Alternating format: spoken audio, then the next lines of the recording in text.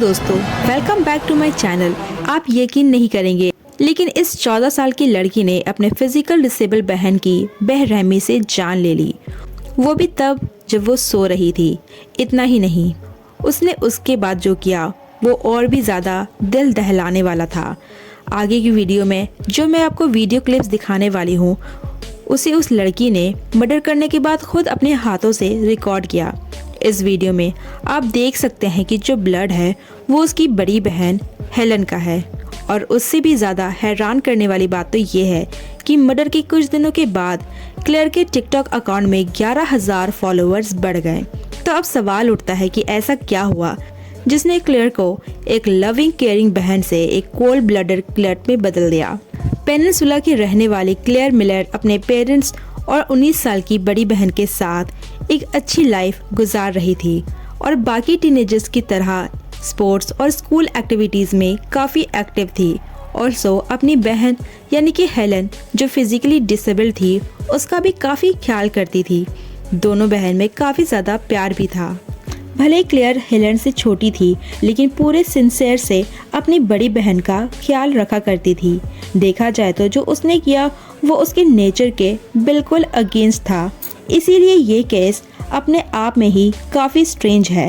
एक 14 साल की लड़की, एक रात जो हमेशा के लिए भुलाई नहीं जा सकती। एक बहन जिसे खुद की छोटी बहन ने मार दिया।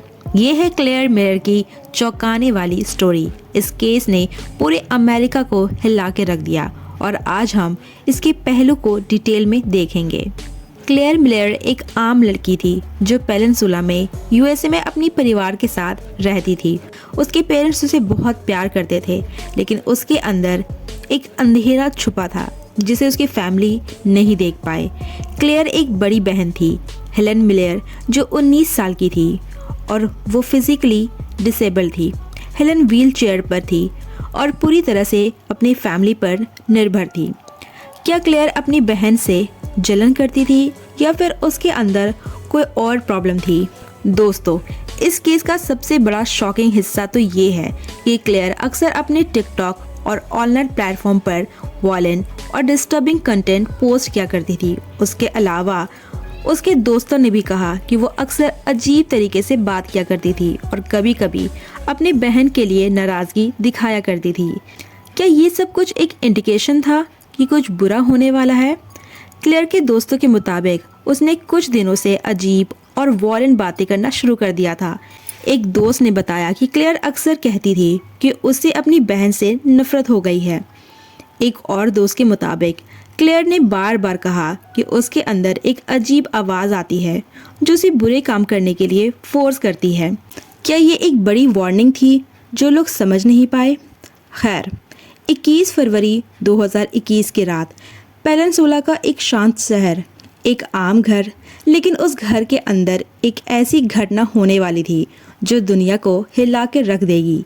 उस रात क्लेयर अपनी बहन हेलन के कमरे में गई, एक बड़ी सी छुरी लेकर।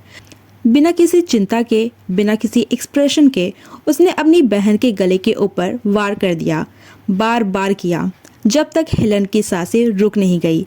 जब पेरेंट्स को इस बात का पता चला तो उन्होंने फौरन इमरजेंसी सर्विस को कॉल किया। ये सब के बाद भी क्लेयर ने पुलिस को खुद कॉल किया। उसकी आवाज़ में कोई डर या पछतावा नहीं था।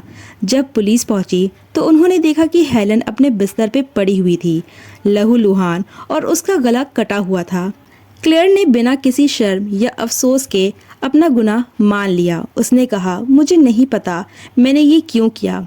ये शब्द एक मानसिक रूप से असंतुलित मानसिकता को दिखाता है। क्या ये एक कोल्ड ब्लडेड मर्डर था या फिर क्लेयर सच में मानसिक रूप से स्वस्थ नहीं थी?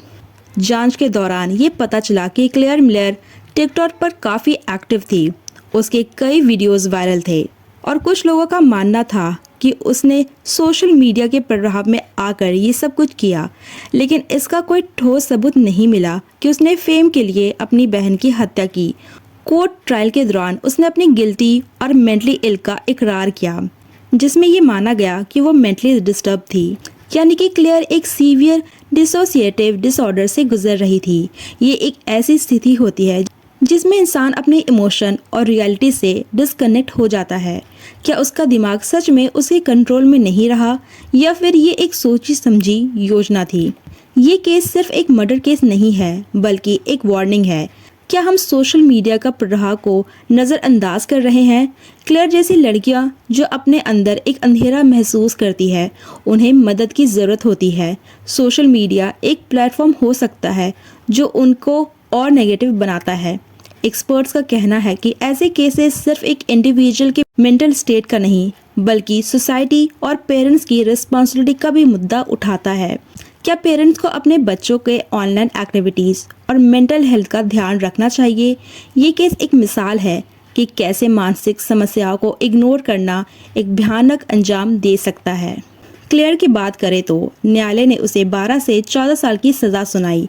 आज भी ये सवाल उठता है कि क्लेयर सच में मानसिक रूप से अस्वस्थ थी या उसने जानबूझकर ये गुनाह किया। अगर आप या आपके आसपास में कोई मानसिक तनाव से गुजर रहा है तो उन्हें सपोर्ट करें, मदद करें। किसी भी बुरे विचार को अपनी ज़िंदगी पे हावी ना होने दें। अगर आपको ये वीडियो पसंद आई है तो लाइक करें, शेयर करें और हमारे चैनल को सब्सक्राइब करें। आपको क्या लगता है कि क्लेयर की ये सज़ा सही थी? नीचे कमेंट्स में अपनी राय ज़रूर दें। हम फिर मिलेंगे अपने नेक्स्ट वीडियो में। तब तक सेफ रहें। Good bye.